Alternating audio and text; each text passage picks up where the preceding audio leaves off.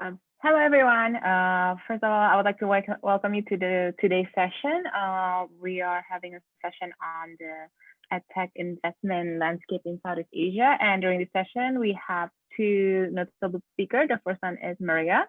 Maria is the co-founder and co-CEO of HolonIQ, an education market intelligence platform with the world's most sophisticated education market data sets to help empower decisions that matter. And we also have in our call today, Niko, which is the program director for EduSpaze Accelerator.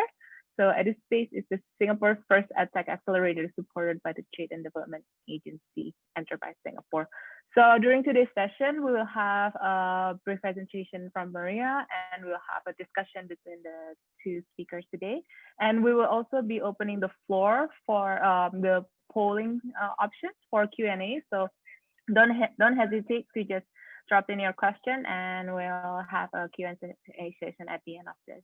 Okay. So I think I will give the floor to Maria to start. Hi, everyone. Welcome. Hi, Niko.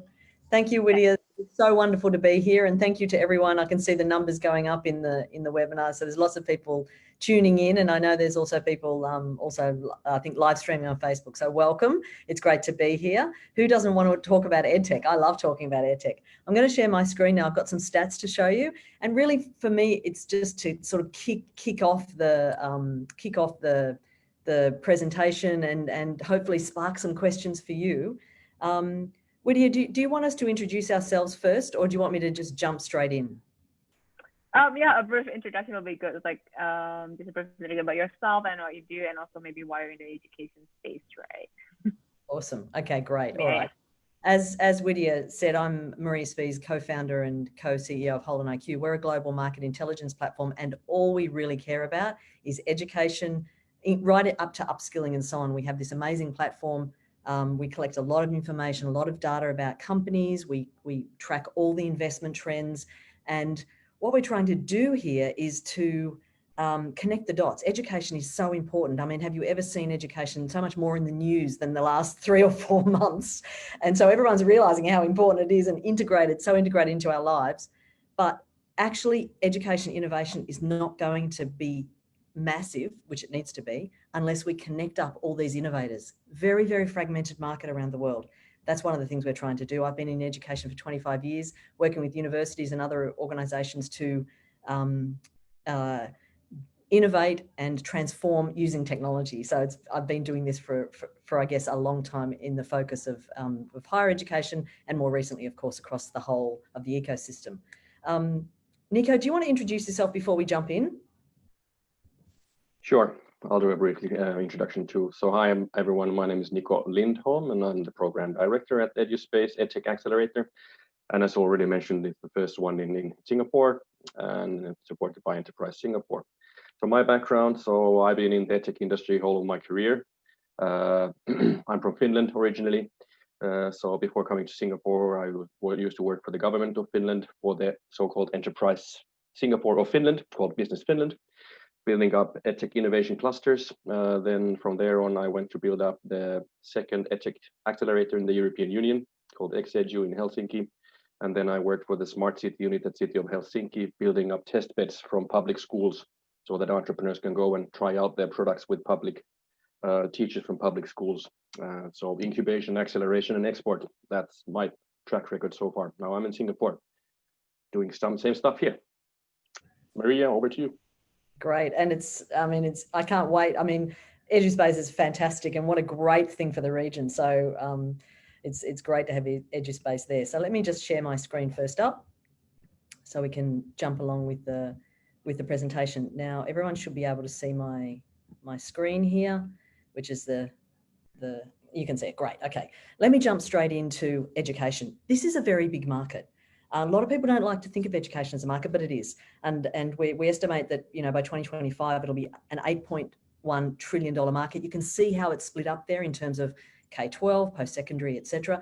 And between 2018 and 2025, just have a look at the way that those colours are changing. And so what we're seeing here is corporate training, or the unaccredited post-secondary training area, taking market share, if you want to call it that, from formal post-secondary training And so we already see this a lot more upskilling, micro-credentials, or even unaccredited training getting bigger and bigger. And really, to some extent, that means that there are less people doing those long-form structured training. And it's just also wonderful to see pre-K growing, such an important part of the sort of one's education. And so that just gives you a bit of a feel for this overall size of the education market. What's happening in the future, of course, is that emerging markets such as Southeast Asia are absolutely going to be the growth engines of the global economy by 2050. And you can see that, you know, the GDP, how the change in the country's GDP and the rankings of GDP, and just run your eye down that list and you can see countries in Southeast Asia are typically in black, which is the ones going up, and then sort of more mature and markets are slowing in terms of their overall growth. Now that's going to make a big difference to education. It's one of those big drivers. The other thing, of course, is the numbers of people. So in the top middle graph there, this is Asia, population by education attainment. You can see that massive green sort of bubble there. That is post-secondary education. That's the number of people, and look at the scale, it's in the billions, who will have received a secondary and then in blue post-secondary education. It is massive. It's the biggest scale there. And so we've got a big population and growing GDP. These are the macro drivers that are going to make a big difference to education. Of course, jobs, third thing, which is we all know it now, sort of the gig economy, freelancing, contingent work. Even in the US, the 2027, this might be accelerated by COVID, but by 2027, there'll be more gig workers in the US than there will be full-time workers. That doesn't mean every single person will be gig, but they'll be doing something even on the side. And so this is really, really important as well for education. So if you are working lots of jobs or changing jobs a lot, then you need to keep upskilling over and over and over. And that doesn't mean a 3-year degree or a master's or something. That means constant upskilling, the things that you need to do when you need to do them. Hence, thinking back to that slide about the way that post-secondary education is changing in terms of market size. Now let's get to EdTech. So this is a graph that shows the global EdTech venture capital investment, the count of deals, the number of transactions for the last 5 years between 2015 and 2020 year to date. And so you can see here that there's the vast number of actual transactions is in the K-12 over the last 5 years, workforce being the next level, and then higher education. So a lot more funding, a lot more venture rounds, that's growth money going into K-12. We see that in Southeast Asia and China and India and those markets, even Latin America, in after-school tutoring and so on. Most of this money is not going into formal education. This is venture capital money. Most of it's going into informal training of kids in K-12. That is typically English language learning or maths tutoring or STEAM or that sort of thing. And then workforce comes a close second, followed by the other sectors. And also have a look at the colours there are important. So seed, angel, Series A take up quite a lot of percentage of deals. So EdTech is still relative. There's lots and lots of early stage investments, which is brilliant news. Obviously, you need a very strong base in order to get those companies growing. Next along in the slides this is just zooming down a little bit. It's still the globe. This is not just Southeast Asia, but over the last 6 months of 2019, this is the sort of count of deals across different parts of the sector. Have a look at talent and work. A lot of deals, a lot of venture capital money going into talent and work. And that is talent acquisition, that is upskilling, it's internships, it's all those education and learning opportunities that relate to work and human capital, essentially. And so we're definitely seeing that swing, and it'll be really super interesting to see what's happening and talk to everyone about what's happening specifically in the Southeast Asia region. But again, STEM, coding, robotics, that's fairly big. AR, VR, games and simulation. I mean, putting those things together, you've got, and you get a lot of proportion there. That just gives you a bit of an idea. Now, in Southeast Asia specifically, this is also 2015 to 2020 to date, venture capital only. I thought it'd be neat to have a look at where the sort of the size of the rounds. And you can see here, it's really quite early stage. Angel, pre-seed and seed, if you stacked all those on top of each other, it's the vast majority of venture capital rounds are going into those early stages. The colours are important. Have a look at workforce. Again, seed rounds and even Series A and Angel to a lesser extent, but workforce is the vast majority of venture capital. So that's super interesting. This is upskilling. This is the upskilling space. And think about all those, the population of Southeast Asia as well, and followed by K-12 and higher education. That's deal count. That's not deal, this is not the dollars. This is just the numbers. And so, that gives a different feel to it. You can see where all the action and activity is happening. And what I thought I'd do is just pull together, this is a very quick, sort of each one of those cards is an EdTech company in Southeast Asia, and they've recently raised funds. And so you can just run your eye across these and have a look. Obviously there's language learning, people development platforms, testing, tutoring, coding. There's all sorts. It's just a very innovative space and lots of activity, especially at that early stage. I think I'll stop there, because then I wanted to talk about models, and how models are changing, but that could come up later in our conversations. I'm going to stop sharing there and maybe hand over to Niko or Widya. How would you like to proceed? Yeah, maybe from my side, it was a pretty interesting explanation from your side, but I think I would also get the feedback from Niko, because as a practitioner, right? Do you see the same kind of trend that Maria has shared? And also, as your experience right now, I think as running if I'm not wrong, it's the first accelerator batch. And yeah, how do you experience like that? And what is your opinion as the key struggles and for this startups in raising funds? Yeah, thanks Maria. Good slides as always. Yeah, it was interesting to see the slide set with all the different Southeast Asian companies that had received the investments, and many of the Singaporean companies were actually companies that went through our accelerator, but the investments was something that was before that. So we'll be telling you more in the future what happened then after that. So it was very nice to see. It also shows that we picked the right ones to our accelerator in that sense. Good screening process. Well, yeah, sure. I mean, in general, of course, HolonIQ and Maria and Patrick, the job you do is very valuable, and it's always interesting to see those slides, and I rely on them too. So we don't have that capability in our organization, more or less, to do those kind of market intelligence or information gatherings and then do snapshots of those for the public. So it's very important what you guys do, and I don't have better information when it comes to the mass of investments that have been done globally or in Southeast Asia in general. What I think is interesting is, of course, that the story of investments is not the whole story. So the investments and the rise of investments in this region just shows that there's now a big interest towards EdTech. This webinar is a good example of that. So let's take a year back. You wouldn't have that many webinars about EdTech in Southeast Asia. I don't think. But now, partly because of COVID-19, of course, there's a big interest towards the whole vertical, and the investments also show that too. The bigger challenge that we have here is, as I said, the investment is not the only thing. What happens actually beneath it?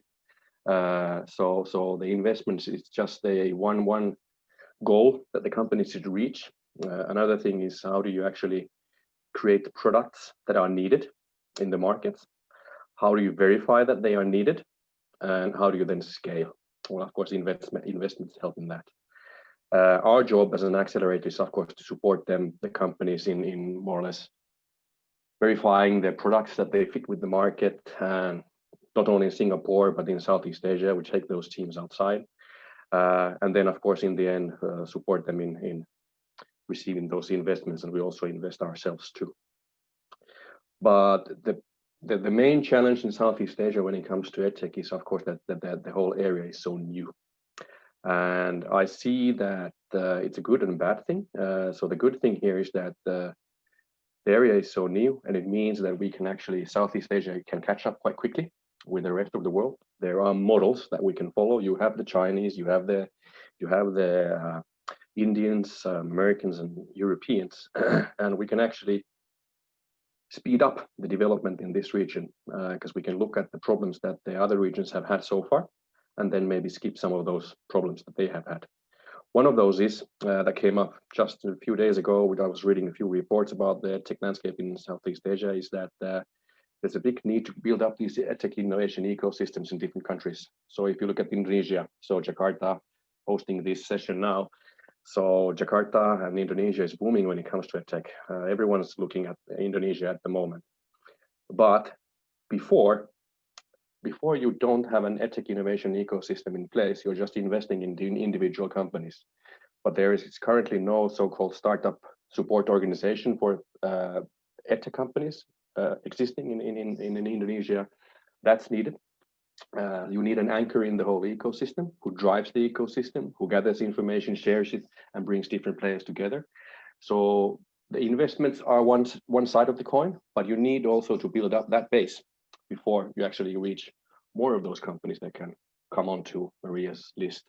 So that's my more or less 2 cents in this beginning. The focus on EdTech innovation ecosystem in different countries in Southeast Asia. Yeah, I'd like to respond to that and link in one of the questions that I see in the Q&A, if that's okay. I totally agree. In order to build a strong innovation network in education, you need a number of players working together, and we do see that in some countries. So you need obviously the tech people, you need the education sector, and you also need the government, not to mention the capital, like you need money as well, right? And so sometimes that comes from the government, but sometimes it comes from private capital. But all these players need to be working together because education still is, when you boil it down to, especially if you're thinking inside schools and universities, it's still a very individual thing about the way in which you teach, in the classroom. Teachers have long-standing practices and pedagogies, whether they be academics in universities or teachers in classrooms. And unless there is a massive amount of support for making sure the infrastructure is there, if you don't have good technical infrastructure, forget it. And you also need to train and support those teachers in new practices, not just in how to use technology and how to click buttons and things like that, but also in new pedagogies.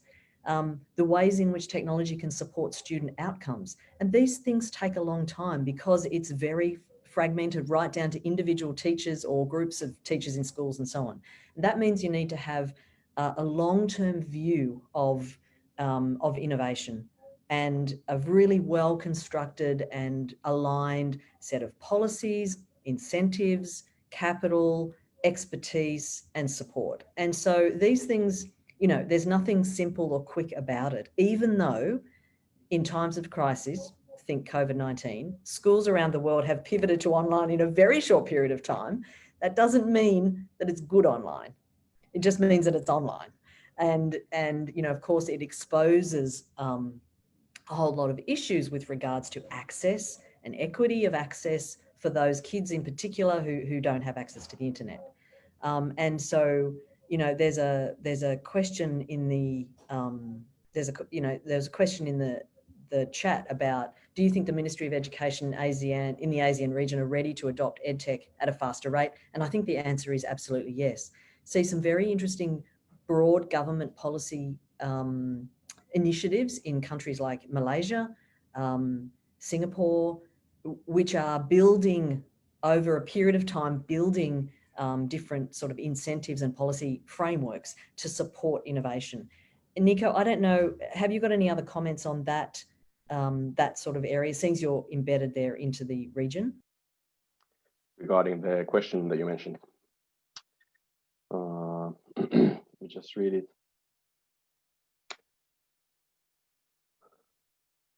Well, yeah, I guess so. As I said, you have models that you can look at, you can copy, and then you can more or less make them better in this region. But it's all about, as you said, it's a long-term project, not only on national level, but in regional level. It's a marathon. And in the end, it's all about changing culture more or less, and building culture takes time. But when that new culture takes place, then that's the glue between the different actors, and you can actually start more or less implementing things on quicker pace. So you just need to have these, let's call it holy tripartite partnership model, where you have the education sector, meaning the learners and the educators and the parents, and then you have the EdTech developers on the other side, but then you have also policy and research, and they all have to come together in order to do these things. And you have good starts here. I mean, all of the different countries in Southeast Asia mostly has those different elements in place. In Indonesia, you have them. In Malaysia, you have them. In Singapore, you have them. But maybe we don't have the culture in place yet, and that will take time. It's all about meeting people and talking and creating these venues and possibilities for different players. But all the building blocks are there, so we are ready to go in that sense. Yeah. There's also some questions. Is it okay if I just start answering? We just start answering questions? Yeah, no, to worry. I think the polling is getting hot. I can see like Riley Batchelor, Riley, hi, how you doing? Asks how many boot camps, coding, data, cybersecurity are there currently in Southeast Asia?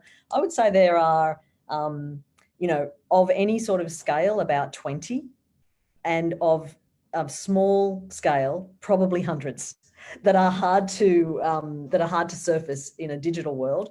I think the whole bootcamp and online, well, not just online, but the whole bootcamp area is particularly interesting because of very fast pivots to online very recently, as you would have already experienced as well. I think we'll definitely see more consolidation in this area, and universities and schools less so, but maybe senior schools will be reaching out to alternative models like boot camps and other providers to help them deliver curriculum that's relevant and fast in new ways. And so, I think one of the trends we're seeing globally and also in the region is that this sort of partnership, this public-private partnership, it takes a little while, but I think we're definitely going to see that coming forward in the region more than we have in the past. And there's another question here about investment, and the note from the slide I showed about the majority of investment being at the early stage. And does this mean that EdTech startups face difficulty getting Series B and C and so on? And the answer is absolutely yes. It is difficult. There's a sort of funding chasm, if you want to call it that. Hundreds of thousands of EdTech and other tech, but EdTech funding at the very early stages. And then to make it across to Series B and C is hard. It's tough because you need scale. Scale is difficult. If you're going into if you're in a B2C model, it's a bit easier, of course, but a lot of EdTechs are, focusing on sales to schools, which is long and hard, and doesn't get you the scale very quickly, which is, of course, what investors are looking for. So, yes, the answer is it is hard to get Series B and C investment. Niko, would you agree with that from your side? Sorry, William. Just Rick, the audience cannot see the questions. So maybe just to give a brief context about what Maria was just talking, there was a question basically asking, from the investment deals category, it seems that Series A is the highest round that EdTech companies get. Does it mean that EdTech startup face difficulty to get Series C's onwards, which was just, Maria was just saying that there is a difficulty in that side. And maybe from Niko, from your side, do you have some additional point of view in terms of this? I agree with this, so I don't have any other comments on that. It's I'm trying to find out, follow the questions, because there's open and answered, and which one is we're going to. Yeah. Sure. Yeah. I would say, while we're looking at other questions, just on the investment side of it, one of the things that we do see which is it's great news for EdTech. If you're an EdTech in the audience, it's great news that there's lots of investors out there willing to invest in angel and seed and pre-seed and series. That's wonderful. there's also actually quite a lot of big companies, education companies, publishing companies, content companies, games companies, who are interested in or interested in the education vertical, and they also acquire small-ish edtech companies where they can see it fits in, that the product or whatever it is fits into their value chain or their set of products. And so that's not captured in venture capital statistics because they're acquisitions. But there are also quite a number of acquisitions where a small edtech gets to a certain size, gets a Series A, starts to move, and then is acquired. And they sort of seem to disappear off the radar, but they're going gangbusters, but inside the house of another organization. Yeah. So that answers the question that it is true that like global tech giants are ready to invest, or in this case, acquire in EdTech in Southeast Asia region, right? Is it the common practice also globally, or is it just mostly in Southeast Asia? This global interest in acquiring this startups. Yeah. No, I mean, tech giants everywhere are, tech giants are very deeply involved into education. And it depends on what part, and there's a VR question in there I saw as well. So for example, this month we saw HTC, which is a big tech, they make the goggles, doing a deal with a VR company to invest and then become a sales channel as well for the company. So tech giants everywhere are very, very active in education, not only by, having things like sort of Google Classroom and stuff like that, which is pretty much just, learning environment, but also building education products, specifically getting closer and closer and closer to the student and to the process of learning. So, for example, Google recently launched a product that's a plagiarism checking tool. I mean, they are in a perfect position. If anyone's in a good position to do that, they are. And so anyone who's got a business in plagiarism checking is sort of slightly worried at this point in time, as they should be, when Google sort of enters a space, or language translation. Not just language translation, but, voice and chat audio practice of language. Big tech giants are into that space as well. So and even AWS. I mean, there's all sorts of companies who are very active, definitely. Yeah. I think there's a question about. Let me just scroll this. Yeah, the question we have about success metric that's unique to EdTech companies. One success metric that's unique to EdTech companies is learning outcome. Is there a specific expectations in terms of learning outcome expectations that's unique to Southeast Asian countries?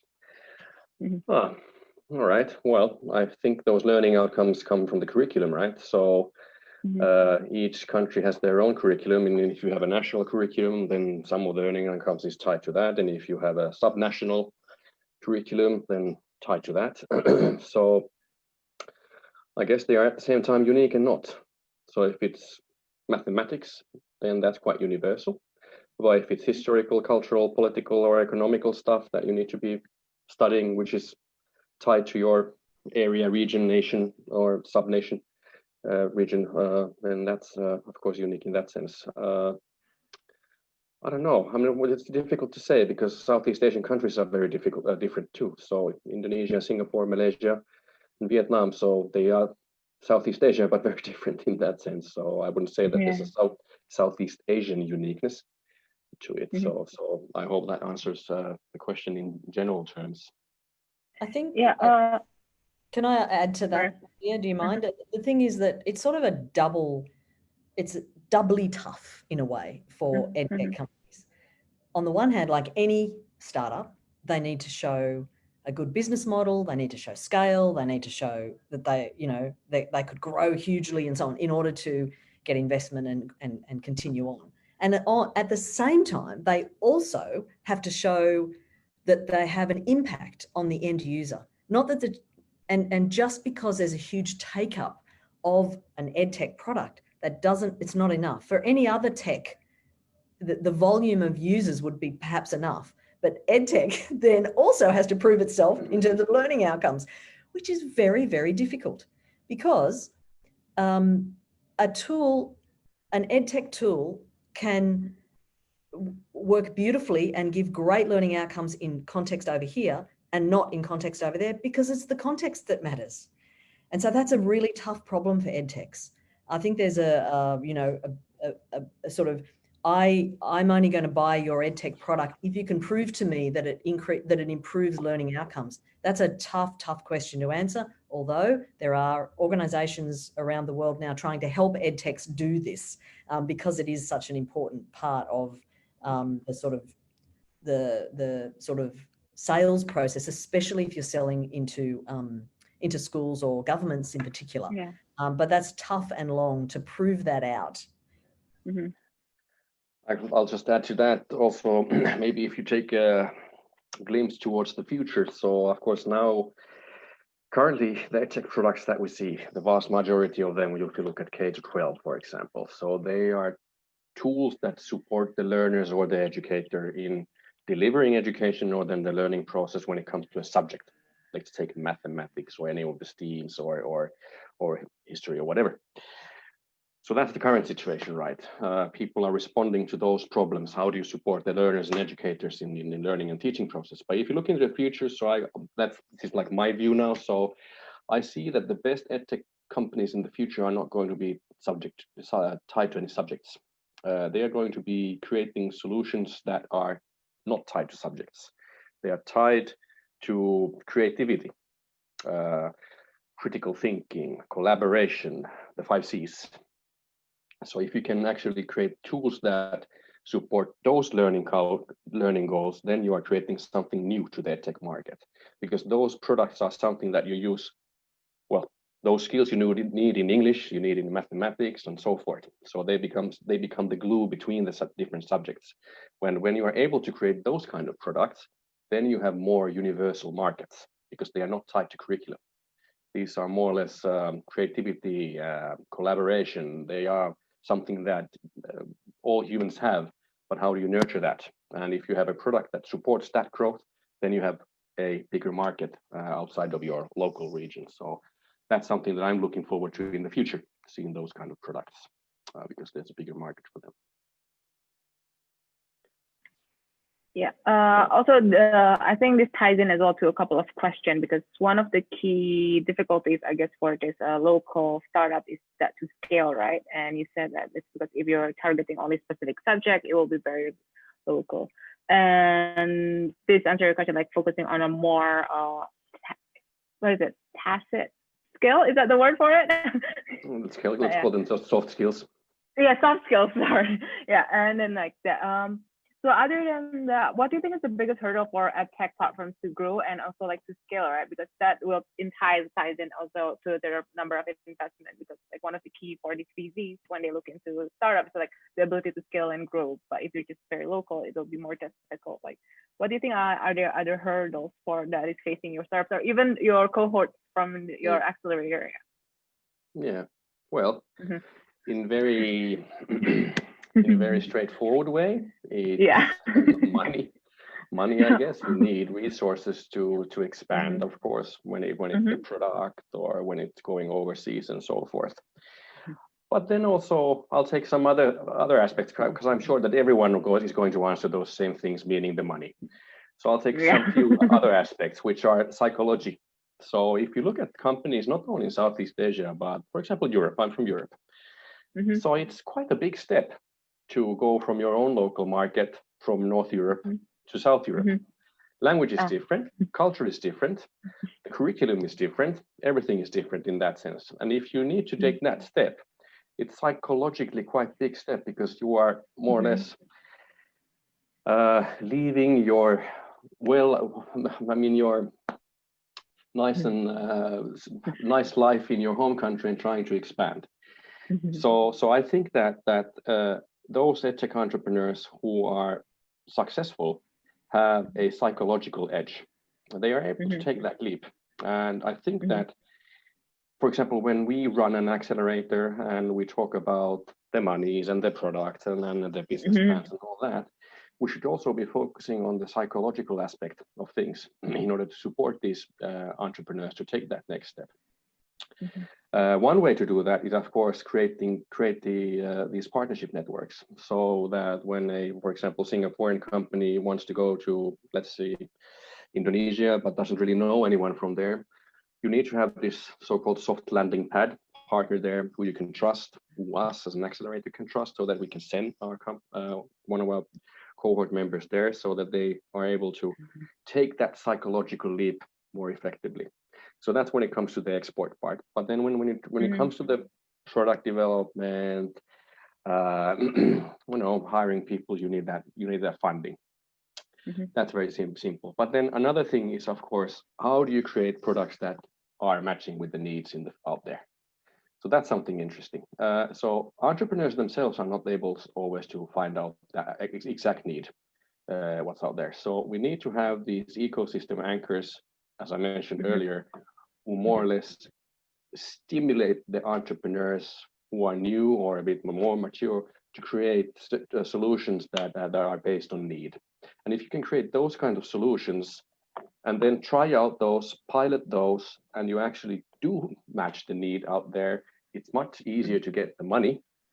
It's much easier to go outside because there's need there too, usually. So we have to think about everything on a system level.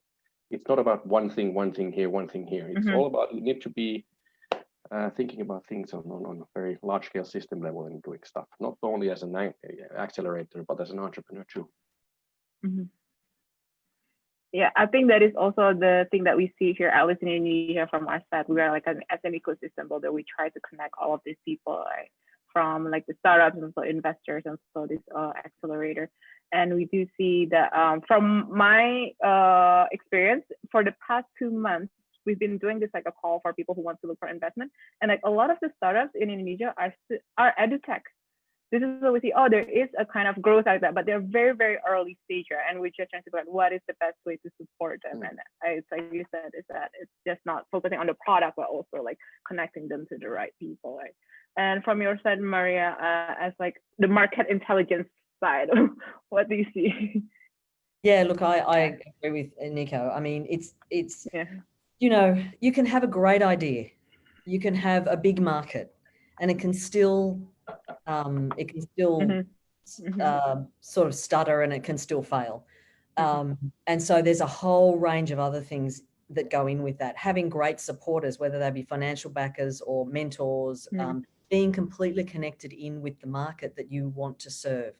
I mean, in any tech, not just EdTech, I mean, less so in EdTech maybe than any other, but there's always a lot of hype. I mean, if you work in, I mean, I'm in a share space here, and if you work in share spaces, there's a lot, it's great working for a startup and all that stuff, but really you just need to be out with your customers all the time, the market. You need to really understand their problems. There are so many problems in education to be solved, like so many. So let's start solving the really important ones.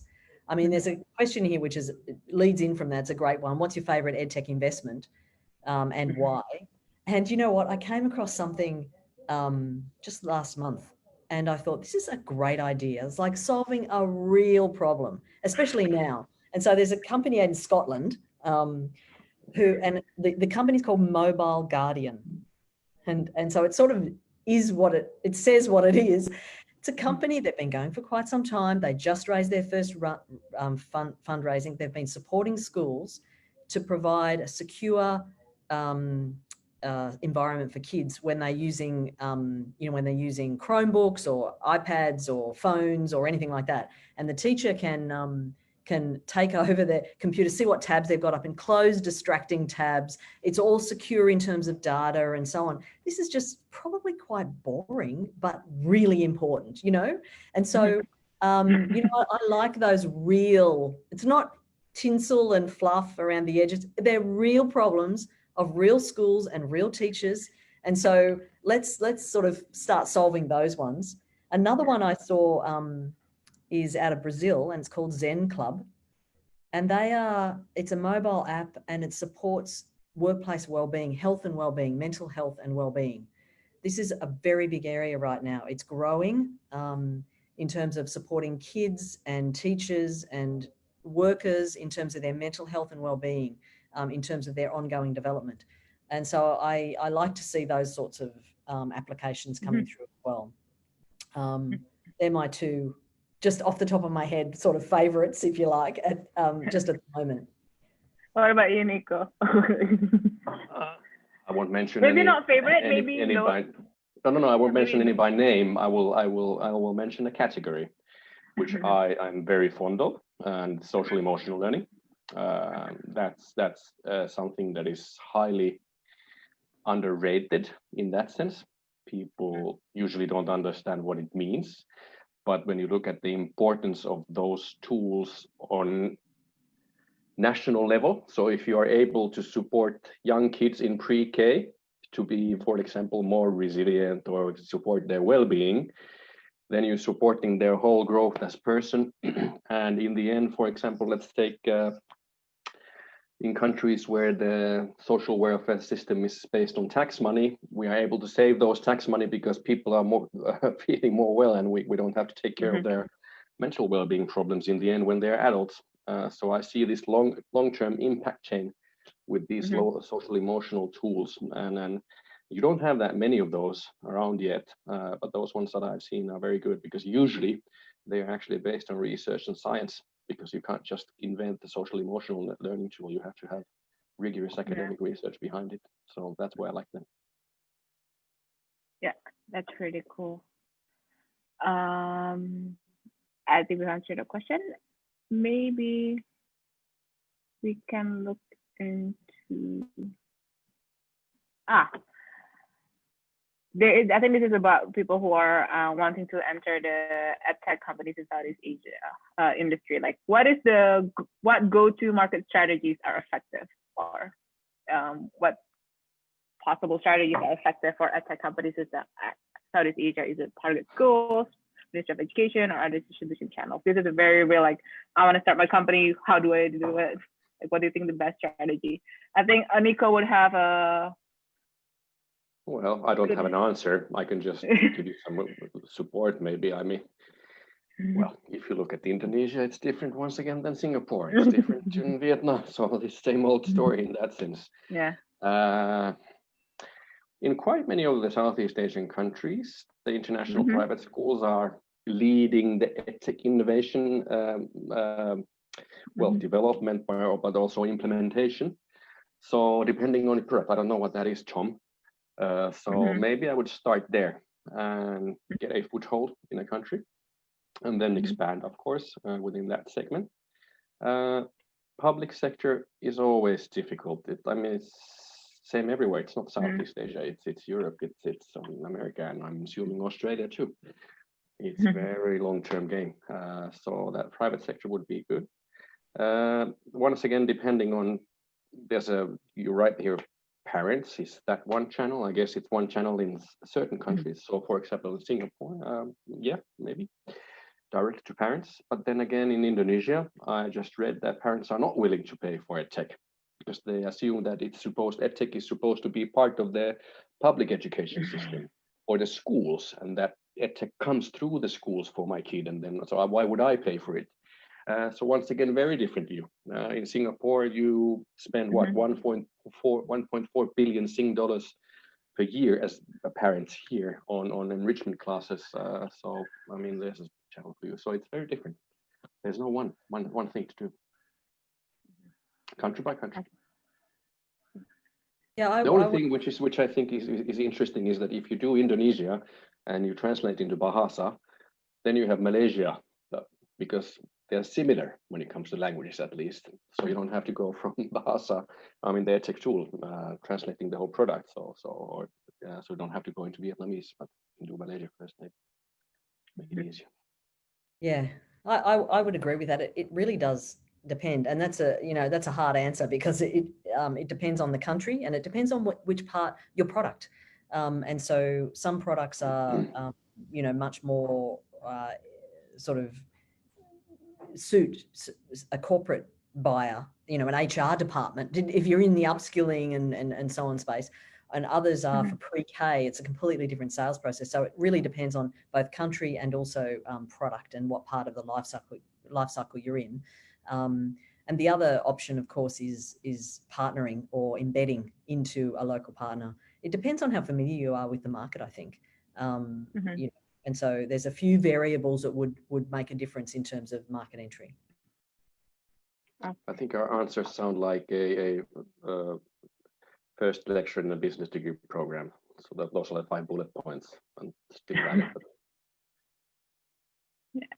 Okay, so I think these are most of EdTech right now is focusing on the more education, like the traditional education system, right? What about as Maria said, there's a growth in the corporate side or just like the non-formal education. There's a question here that I think is quite interesting. It's like Miki Farrell is asking, which type of startups or workforce development programs are you most excited about in the region?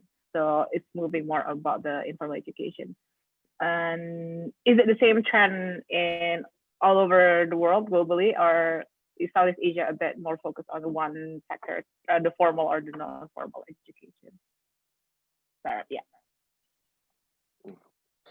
So the question was which type of, can you repeat the question? So I think I did something to the question. Oh, which type of startups or workforce development programs, or which type of workforce startups are you most excited about in the region? Yeah. Yeah. Well, from my side, what kind of startups? Well, any kind of startup that just supports the upskilling of non-skilled labor, non-skilled humans. In that sense, let's see. From one of the reports I just read some time ago. So even though Indonesia produces lots of people from the universities, there's still going to be a shortage of talent in the future. So you already have a shortage of labor force in Indonesia and some of the sectors. So any solutions that I can somehow support those gaps within the society, those are important, because if no one does anything to support those people who have been trained but they can't find any jobs, of course then they are unemployed, which is a societal threat in the sense that they don't have anything to do. So where do they actually focus their energy? So if you can actually support closing those gaps within the system, for example, or then on individual basis supporting individual people, those are important from societal person. So I can't say any individual like unique startups which are doing this, but if you're working in that area, you shouldn't only be thinking about, yeah, this is nice because we're doing it, but you should also be thinking about the larger scale impact that you have as a company. So that's my very vague answer to this question, but I see it's a very important area. I don't want to take a corporate angle for one individual corporate. I see it's a bigger picture that we need to be looking at. The societal stability is dependent on people being able to work. And if you can support them to reach that goal, good. Yeah, I agree, Niko. One of the things, it's hard to just choose one and talk about one. One of the things that we're seeing globally and also in the region is vertical specialization in jobs and upskilling. So platforms that connect people they're looking for jobs in a particular industry with jobs, and also skills mapping solutions where the EdTech is working with a corporate to map the whole organization's skill set and then to identify where the gaps are depending on where the corporate wants to go. I think that I like those models because it's sort of based on the assumption that corporates in the old days, maybe now, but corporates in the old days, like, oh, when our company is changing and we've got all these skills over here, but we need now skills over here. So I'm going to sack a whole bunch of people and then hire a whole bunch of new people with new skills. But now, actually, the sort of talent situation right now is that companies are not doing that. They're saying, I've got a whole bunch of amazing talent in my organization. They're not quite a fit for where I'm heading. So let's reskill those people. But I need to understand my skills first, identify where the gaps are, and then work on the gaps and move them across. And I really do like those models. And we're seeing more and more of them now using big data and, lots of deep pulling out data out of the organization's own sort of information systems to map skills and then make personalized learning plans for workers in order to sort of upskill into new areas. So they're the type of models that I like, because not only I think I think it's a better way forward for both the individuals and also for the corporates, actually.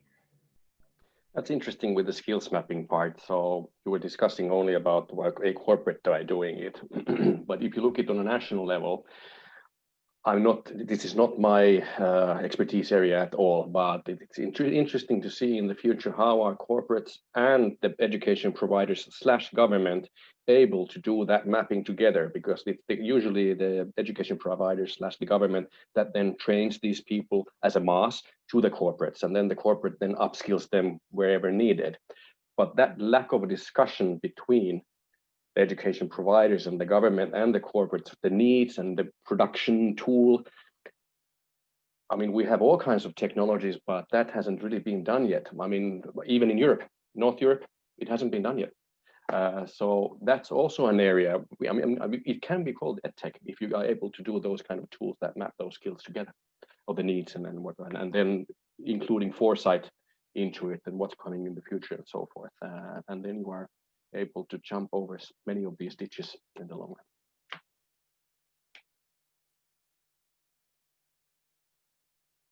Yeah, I think this also ties in a bit to the question by Anthony, which is like, there are many global players, right? And he said in the upskilling market, in the job and upskilling market, what is unique in the Southeast Asian job market that is not yet served by them, and why?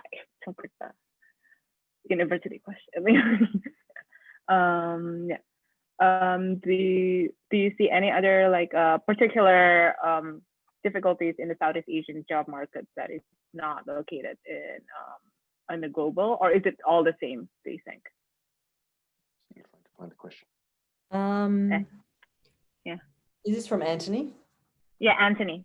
Okay, there are many leading global players in the job upskilling market. Yeah. General Assembly, Udemy. What's unique in Southeast Asia job market that's not yet served by them, and why? It's interesting. There's a big overlap. I think there's a big overlap because there are sort of these days generic tech skills in particular, which everybody's crying out for all around the world. One model that I saw recently being served in Southeast Asia was a startup or a company that's supporting micro businesses in Southeast Asia. So supporting them. So really micro businesses. Now they might be food stalls, or they might be someone doing repairs on clothes, or I mean, there's all sorts of different micro companies, but the startup was focused purely on those very small enterprises with family, 1 or 2 people. And now that's not completely unique to Southeast Asia, but it certainly is a feature, I think, of those markets where there are a high proportion of very, very small businesses and tech solutions that are helping those small businesses. It's all mobile and so on. I think that's really interesting. It's not exactly, what people think about is the broad corporate upskilling and everyone wants to be a data scientist and, all that sort of thing. But I think that's a unique flavor. When I saw that, I thought that was a really very localized, unique, but huge market in the Southeast Asia region. Is it a local startup or coming from? A local startup. It was a local startup servicing a local need. And when someone says local, they think small, but actually in this case, it's massive, huge number. Yeah. Right. I have an answer that is some people might get agitated, but anyway, I'll just say it, coming from Finland. So foreign domestic workers, women from different parts of Indonesia or Philippines who work in different parts of Southeast Asia or Hong Kong, who are usually not skilled workers. They go there and they possibly spend 25 years outside of their own home where they have their children, but they don't actually gain any skills on the run. They stay on the same pay level, they just switch family and so forth. But when it comes to it, if you have been working for 20 years taking care of children, you have some skills. But how do you make those skills visible in a paper, which is usually needed, right? So I don't even know the amount of foreign domestic workers in this region. I would say it's, well, 25,000 in Singapore, but then going on beyond, and then even in the Middle East, you have lots of them. So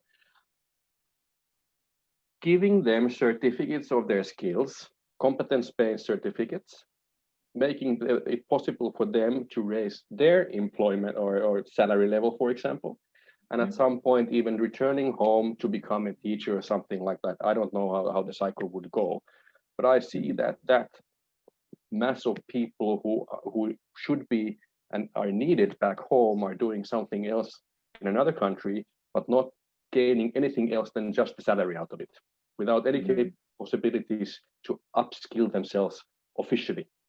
So I see that if someone creates a product in that area, I would invest into it.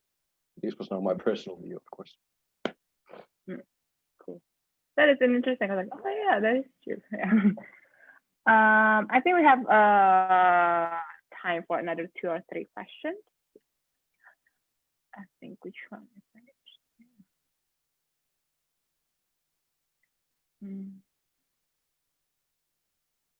I think from Kimberly, this is back to the question about the one that you mentioned, Niko, like building an anchor ecosystem innovators.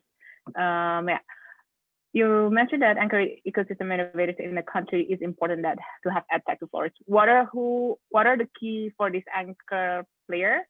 And who are some of the exemplars of anchor players in China and India? I guess we all know like China and India has been like the EdTech market, they are quite large. Specifically, I think in India, they've been like raising quite a large number of. China and India are a bit difficult to name one because they're so large. So you have, of course, provincial anchor players.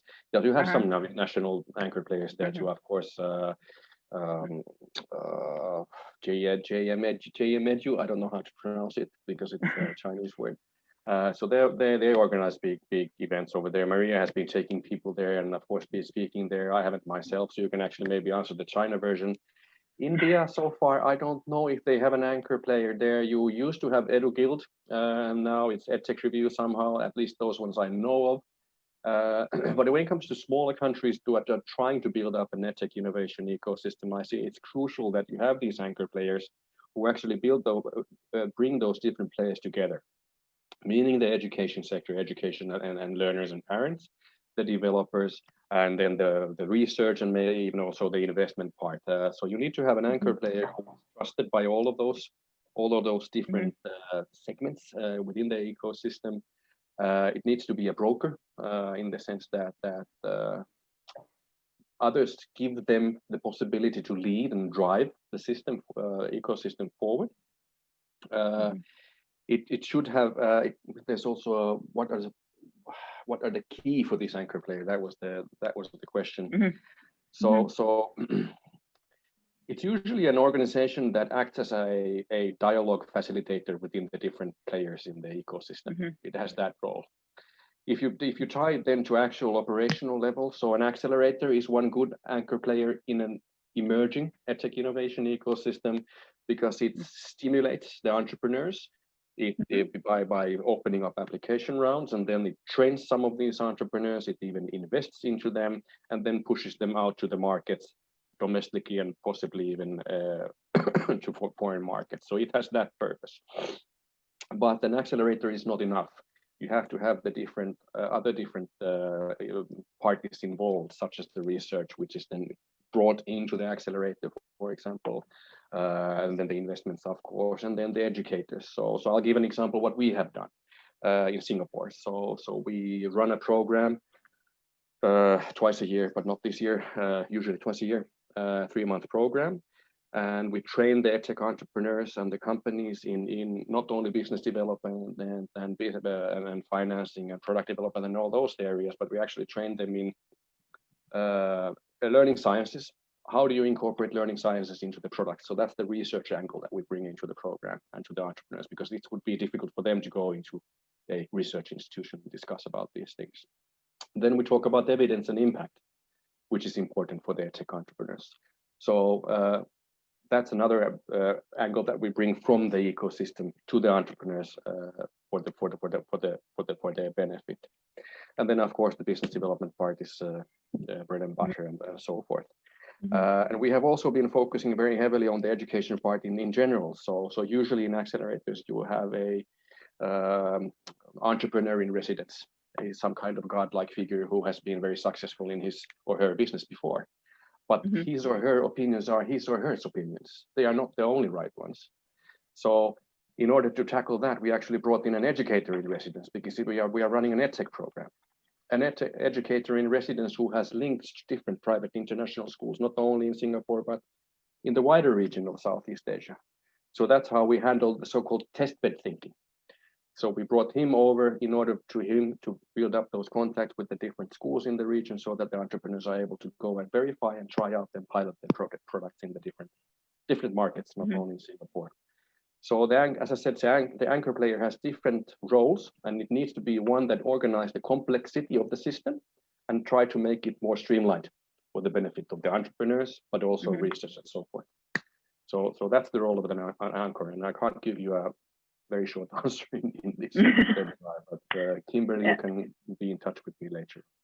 Yeah. So I think Maria, from your side. Just in terms of in other parts of the world, the types of models, because again, there's not a one size fits all. There are different models for this. So in France, for example, has got a very strong EdTech ecosystem, and that is, or it's a collaboration of players. It doesn't always necessarily just hinge around one, but a collaboration of players. Sometimes it does. And so in that case, there's an accelerator. There's a couple of banks who got together and built an EdTech database, and website of all the EdTech players to try to promote EdTech France. And then over a period of time, a number of different players and the government too got together and funded something, an organization called EdTech France. And then that became the ecosystem. So in Australia, there's a EduGrowth, which has got partners, corporate partners, university partners, and it started with an accelerator, but does other things now, events, and works with governments and so on. So there's different models. In China, there isn't one. I mean, China's such a huge market. There's just not one, but there's multiple. And the big, huge EdTech companies play a very important role. The TALs and New Orientals and so on, they've got incubators, they invest, they've got, they run events, they support, etc. And of course, media organizations like JMD Edu run conferences and so on and so on. And so, in Southeast Asia, the Rurangaroos, the Topicas, those big organizations, they also play a very important role. There's not one, it's always a collaboration. Block 71, just doing this is important. These sorts of things build a community, essentially. Sometimes it's in small cities in parts of the US and so on, all it is really is a few enthusiasts who've built a EdTech meetup, and they do EdTech meetups, and it's all voluntary and so on, but it's building. So those sorts of initiatives. Ultimately, it needs capital if it's going to be any sort of organized thing, and that often comes from either governments and or corporates, essentially, or big education companies who want to support the ecosystem. So it depends on the country, I guess. Depends on the cultural, the structural, economical factors in each country. Each country has their own unique systems of building them, but usually what happens in the beginning or then at the end is consolidation, that there's one frontline player, as the French in this case, and then in Finland, it started with an accelerator. Now it's more EdTech Finland Association, which is the frontline. So it evolves all the time. So but an anchor player in sense is needed because it brings the community together.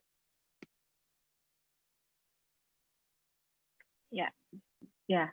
I think in Indonesia itself, like for Block 71, we are not an EdTech focused ecosystem builder. We are more of we call it industry agnostic. And from our side, we see that there are growth in the EdTech startups here, but as I said, like from what we see, like it's still very, very early stage, right? And for this one, we can only give them support as in like providing either like the space or like connecting them to the right people. But like, do you think there is a need? I don't know what about in Indonesia? I've heard about like in Singapore and everything. What in Indonesia? Is there an anchor player in terms of the EdTech? Because personally, for me, I am just entering the EdTech industry with the release of our report, and also entering and also with this program, the i360 program. Is there an anchor player, or and also like, who do you think should initiate this? Is it like a grassroots initiative? I don't know. What was it like in Finland, or is it in China? Is it like a government down initiative? And what are the benefits of both? Yeah, from your side.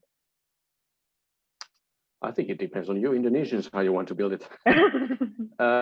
You have different players. You have, as Maria has mentioned, you have Ruang Guru, Haruka, Zenius, and all those players who are big. But at the same time, even though they are now supporting each other in this push to get through COVID-19, right, with the Ministry of Education being the coordinating unit. What happened after that? Of course, they are competing a little bit. So what happened? So we don't know. So you have those players, but then of course you have the Ministry of Education, and especially there was Puskom named organization within that, which is responsible for the ICT development and implementation on national level. But then again, your governmental structure is subnational. So I think education is more or less driven on subnational level, not on governmental level. So that's one problem. So in that sense, maybe a good start is going to be, I don't know. So maybe a good start sometime is going to be that it starts from regions. Each region is going to have their own, which brings together these different players, academia, entrepreneurs, educators, and so forth. And it starts from there because of the structure of Indonesia. But I don't have those foresights capabilities. You can just look at what other countries have done, and then model according to those, I think. Maria. Yeah, I would agree. It does depend. It's unique to each circumstance, really. I mean, I do think that big education players, it doesn't have to be edtechs either. Universities have professors, they have students who are studying education, studying entrepreneurship. They can be a very, very important source of resources. It could be space. It could be physical, post-COVID, could be physical ability to host things, all that sort of stuff. And even when you reach out a little bit further to adjacencies, publishing companies, who makes all the school books, who is involved in the education more broadly, but from another angle. There's big organizations that are long-standing already in Indonesia, no doubt, that are involved, but they're just not involved in necessarily the new EdTech part of it, but they're definitely involved in education. And so it's bringing all those players together. And, it evolves different. It evolves differently depending on the circumstance. Yeah. Okay. I think we have time for one last question before we close this. Let's see which one speaks to you.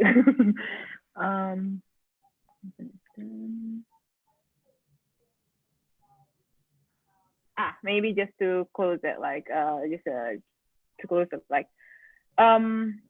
I think we've touched upon this a couple of times during this discussion, but just to close this whole session is like, what do you think is different about Southeast Asia and then as a region for EdTech to flourish? And what do you think are the unique opportunities here and the biggest challenges? Right now we see through COVID, people just the universities and everything are pushed to digitize everything. I think my personal question is what do you think about sustainability in the future and what we can expect in the upcoming years following this COVID thing? because COVID has always been like now it's just like initiator for many things that are changing. Yeah. Go ahead, Maria. Look, I think there's a couple of macro factors about the Southeast Asia region that are unique, that impact all sorts, including education. One of those things is the size and youthfulness of the population. Generally, Southeast Asia is growing in terms of GDP and wealth, number one. Number two, culturally, education is very important. And so parents will spend quite a lot of money of their take-home pay on education. And third, there's a high sort of mobile penetration, like internet penetration in through the region. And so when you combine all those things, there are the seeds of, lots of B2C education products that are digital and possibly mobile first. Now, they already exist, but I don't think it's even touched the sides in terms of what's possible. So I think that's where the opportunity lies. One of the things that is a challenge, I think, is take that, and there was a question that came up before about the obsession with credentials and pieces of paper and getting certificates. And that's also cultural. I mean, it's the world over, but maybe even more so in the region, in some regions of the world, including Southeast Asia. But just so we can combine some of those things, where the recognition for learning, recognition for skills is very important. It's currency, essentially, right? Currency for jobs, currency for social mobility, etc. It's important. And in the past / up until now, there's been one dominant way to be recognized for your knowledge and skills. And that is through school or university certificates that are, in the old days, literally pieces of paper, and maybe even now.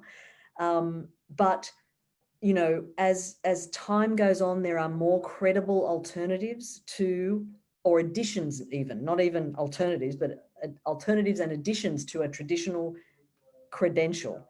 And so let's take some of those dynamics of, a large youth population that's growing, that the whole workforce thing that's happening in terms of the way jobs are changing, high mobile penetration, need for absolutely recognition of skills. I think there's lots of opportunities inside those combinations of things in the next 10 years in the region.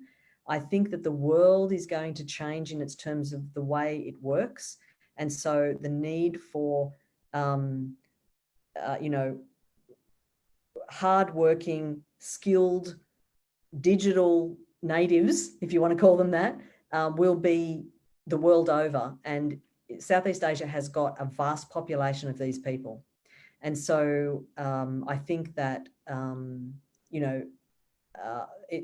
therein lie the seeds of models going forward. That's what I would say. The difficulty or the challenge was the other part of the question, which is the very separation. This is not unique to Southeast Asia, but the separation of all those things I was just talking about and the very traditional, formal teaching and learning, pedagogies, professors, teachers, rote learning, all that stuff. There's a million miles between these two things. And that it can hold back innovation. But, I'm very optimistic about the way in which the best of these two things can collaborate or connect in order to take things forward. Maria touched a little bit on maybe higher education, corporate learning, upskilling, and so forth, the adult learning space. So I'll take another angle, just because of the same reasons, macro level that you just said. Bigger middle class, more money, mobile penetration, all those things, right? What happens is that those young parents who are going to have children are going to start demand more from their preschools, how their kids are being taken care of, what they're learning before they go to school, how is the system supporting either private or public. And when you look at Maria's slide set and you look at the pre-K segment there, it's the smallest one, right? So I would say that in the next 10 years, if you're an EdTech entrepreneur, and you want to understand something of the possibilities in this region. So I would look at that area too. So how do you support private or public preschools to be more effective when it comes to communicating what's happening in the preschool on daily basis? How are they implementing their pedagogical models on daily basis? How does the child more or less benefit out of those pedagogical models, explaining the learning process for the parents who are now becoming more involved in the learning process? We don't have those apps or systems in place here at all. There are few in Singapore, but when you look at the wider region, don't. And that's the big segment that I would be focusing on in the long run. Challenge, of course, those preschool teachers, do they want to be using those tools? So they need to be educating them and their leaders, management, and the companies also at the same time. That's it. Yeah, that's a great point. It's a great point. Yeah. Yeah, thank you both. I think we're gonna close this session.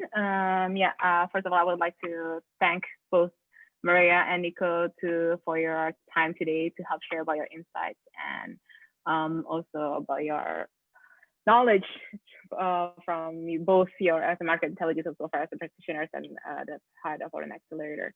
From our side, we would like also to thank all the attendees for joining our webinar today. This webinar will be hosted also in our Block 71 Jakarta Facebook. So in case you want to rewatch it again and pass it to your colleague or your friends. And yeah, and also Gita has shared also on the chat that you can fill in the feedback, and hopefully we can do more of this discussion in the future. Thank you both. Right. And yeah, have a good day. I don't know what time it is where you are. Yeah, thank you so much for hosting. It's been wonderful. All right. Thank Thanks, you. Lydia. Have a good day See you to again. both of you. Bye, everyone. Be in touch, Maria. Yep. Yeah. See you. Bye. See you.